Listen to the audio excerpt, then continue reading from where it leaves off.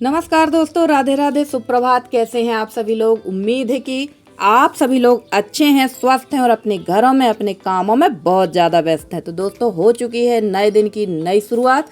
और वैसे ये क्लिप है शाम टाइम की, जब दोपहर का खाना पीना होने के बाद में मैं काफ़ी बार बता चुकी हूँ कि खाना खाने के बाद तुरंत से मुझसे कोई भी काम नहीं होता है।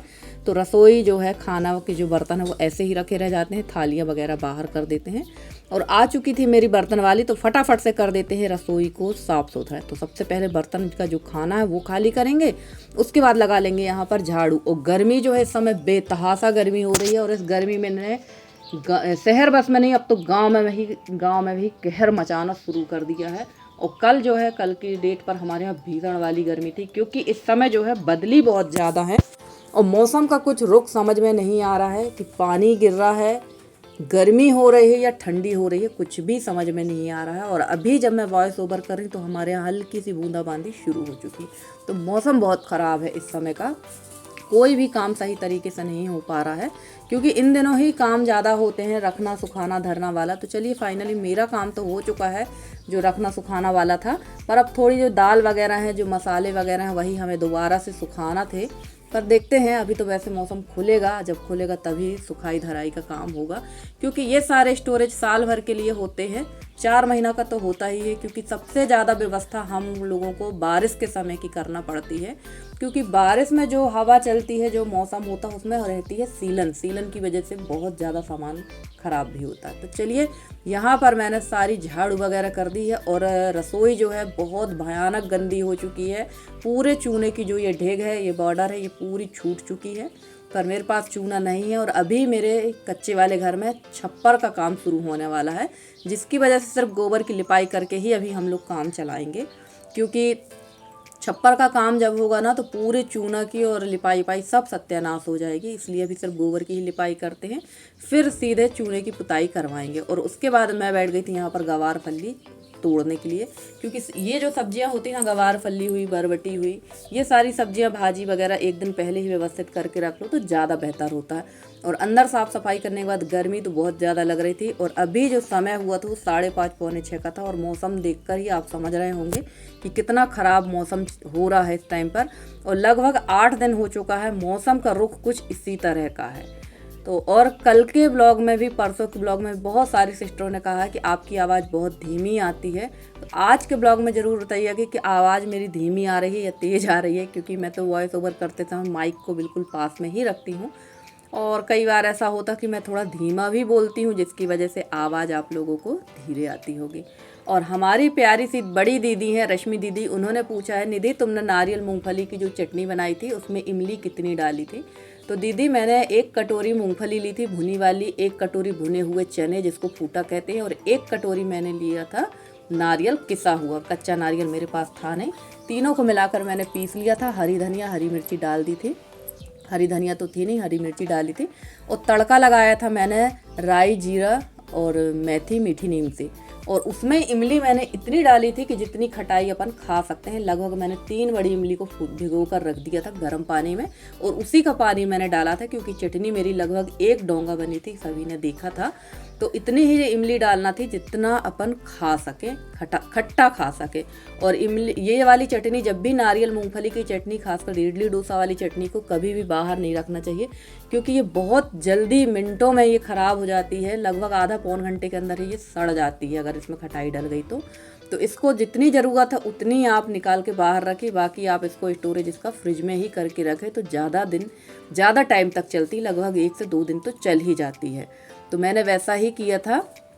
और अब मैं मिल रही हूँ सीधे मैं आपसे सुबह के समय पर, क्योंकि उसके बाद मैंने कोई भी क्लिप नहीं बनाई थी, क्योंकि गर्मी भी बहुत ज़्यादा थी। और इन दिनों पता नहीं क्या हो गया है, हमारे यहाँ इस समय लाइट भी बहुत ज़्यादा प्रॉब्लम कर रही, नेटवर्किंग प्रॉब्लम भी शाम टाइम से बहुत ज़्यादा हो रही है। और मौसम और गर्मी तो अपना कहर दिखा ही रहे हैं। तो कुल मिला के हर चीज़ की परेशानी हो रही है। तो ये मौसम तो सभी जगह ऐसा ही है, इसलिए मैंने शाम को कोई भी क्लिप शेयर नहीं की थी। अब मैं सीधे सुबह के समय मिल रही हूँ, और सबसे पहले मैंने चूल्हे की पुताई की। और जब मैंने पीछे मुड़कर देखा तो गैस मेरी साफ़ सुथरी नहीं थी, तो गैस की भी सफाई कर देते हैं। और कल हमारी प्यारी सी सिस्टर है सानू खान, ये हमारी सिस्टर जबलपुर से हैं और बहुत ही प्यारी हैं, बहुत प्यारे प्यारे कमेंट करती है। तो इन्होंने कहा था कि निधि बहन आपका जो आंगन है पूरी तरह से ख़राब हो चुका है। तो बिल्कुल सही कहा आपने, आंगन तो पूरा मेरा ख़राब हो चुका है और अब उसकी छपाई लिपाई, जो जहाँ से मिट्टी आप लोग को उखड़ी दिख रही है ना, वहाँ से छपाई लिपाई करना भी अब बेकार हो गया है, क्योंकि लगभग 1 से 1.5 महीने बाद बारिश शुरू हो जाना है और मेरी उतनी मेहनत में पानी फिर जाएगा। और ये सब काम दीपावली के समय हो जाते हैं ना, तो एकदम घर अच्छा सा लगने लगता है। बस उस समय थोड़ी सी जिद के पीछे हस्बैंड ने उसकी छपाई नहीं करने दी मिट्टी से, ये कह दिया कि इसकी छपाई सीमेंटेड करा देते हैं। और ना ही वो सीमेंटेड छपाई हुई और ना ही मिट्टी की दीवार वहाँ पर बन पाई, जिसके कारण वो बहुत भद्दा दिखता है। मुझे भी बहुत बुरा लगता है, अच्छा नहीं लगता। और इस बारिश तक तो पता नहीं क्या होने वाला है, वो दीवार तो पूरी ध्वस्त ही हो जाएगी, क्योंकि सपोर्ट ही नहीं है तो गिरेगी तो ज़रूर ही। और देखिए यहाँ लग गई थी मैं लिपाई के लिए, और आप लोग कह रहे होंगे कि चूना नहीं है, फिर चूल्हे को किस तरह से इसने पोता है। तो मैंने छुई मिट्टी डालकर चूल्हे को पोता है और वही मैं देख रही थी कि काफ़ी कुछ सफ़ेद दिख रहा है, पर चूने की तरह सफ़ेदी नहीं आती। अब जब चूना है ही नहीं तो क्या कर सकते हैं। अब जब भी पुताई करवाऊंगी मैं तो छुई मिट्टी से ही इसकी पुताई करवा दूंगी। और यहाँ पर लिपाई कर रही थी मैं, और बहुत ज़्यादा यहाँ की जो ज़मीन है ना बहुत जल्दी ख़राब होती, क्योंकि रसोई में ज़्यादा ज़रूरत होती, चल फिर वाला काम तो यहीं ज़्यादा रहता है। और सबसे ज़्यादा दिन भर तो हम लोग हाउसवाइफ का जो ज़्यादातर टाइम है वो रसोई में ही निकलता है, तो यहाँ का फ़र्श बड़ी जल्दी ख़राब होता है। और वैसे तो यहाँ की जो छपाई है वो भी दोबारा से होना चाहिए, पर भाई अब मेरी हिम्मत तो नहीं है इतना कुछ करने की। जो है जैसा है, बस इसी में कुछ दिनों और मैनेज करना है। और बहुत सारी सिस्टर लोग के कमेंट आते हैं कि आप अपने नए घर में शिफ्ट कब करेंगी। तो कोशिश तो कर रहे हैं सिस्टर कि जल्दी से जल्दी घर का काम हो जाए, पर पता नहीं क्यों क्या दिक्कत परेशानी बीच बीच में आ जाती है। और आप लोग तो मेरी फैमिली हैं ही, आप लोग को ज़रूर देखने को मिलेगा जब भी मैं नए घर में शिफ्ट होंगी। ऐसा तो है नहीं कि आप लोग को जानकारी ना लगे, आप लोग के सामने ब्लॉग ना आए, तो वो भी आप लोग को ज़रूर पता चलेगा। तो चलिए फटाफट से यहाँ पर होने लगी थी लिपाई। और गर्मी के दिनों में तो हर 2-4 दिन में ही लिपाई करना ज़रूरी है, क्योंकि बहुत जल्दी धूल वगैरह उड़ने लगती, बहुत जल्दी ये फर्श जो है ख़राब होता है। तो यहाँ की लिपाई पुताई ज़रूरी है, और रसोई की तो वैसे रोज़ ही लिपाई होती है। तो चलिए यहाँ पर मैं लग गई थी लिपाई करने के लिए। और एकदम हल्की सी धूप आप लोग को दिख रही होगी कि हल्की सी धूप आई है, ज़्यादा धूप नहीं आई है। तो मौसम जो है बहुत ज़्यादा इस समय अपना रंग बदल रहा है। तो चलिए इसका काम तो रंग बदलना है ही। और अब ये मौसम जो है ये सीधे खुलेगा जुलाई के समय पर। तो अभी जो है काम जो होने हैं उसको ये रोक रहा है, तो रोकने दीजिए, पर काम कहाँ रुकने वाले हैं हम लोगों के। और हमारी प्यारी बड़ी दीदी हैं किरण दीदी, उन्होंने एक दिन पहले के वीडियो में कमेंट किया था कि निधि न्यूज़पेपर में कोई भी चीज़ पुड़ी वगैरह लपेट कर नहीं रखना चाहिए, क्योंकि इसकी जो इंक होती है ये बहुत ज़्यादा जहरीली होती है और ये जो है स्वास्थ्य के लिए बहुत हानिकारक है। तो दीदी आपने बिल्कुल सही कहा, मैं आपकी बात से पूरी तरह से सहमत हूँ। और आपने देखा भी था कि इसके पहले जब मैंने पूड़ियाँ सेकी थी काफ़ी पहले, तो मैंने उसको अक्षय तृतीया के दिन तो मैंने उसको जो है पत्तों पे लपेट के रखा। तो जो पत्तल होती है, जो पहले पत्तल बनती थी ना, वो पत्तल मेरे पास कुछ रखी थी, मैंने उस पर ही लपेटा था।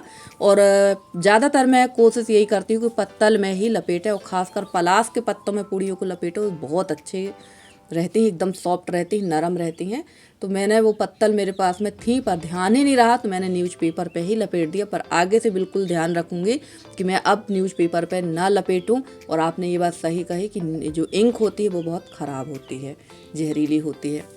तो चलिए चूल्हे की भी लिपाई पुताई कर दी थी। उसके बाद मैं निकल गई थी बाहर, नहा धोकर मैं आ चुकी हूँ रसोई पे। आज फरमाइश है पतिदेव की कि बनाइए बैंगन की कढ़ी, और बिल्कुल छोटे छोटे से बैंगन लेके आए थे। और जब ये लेकर आए थे तभी इनने कह दिया था कि इसकी बनाना है कढ़ी।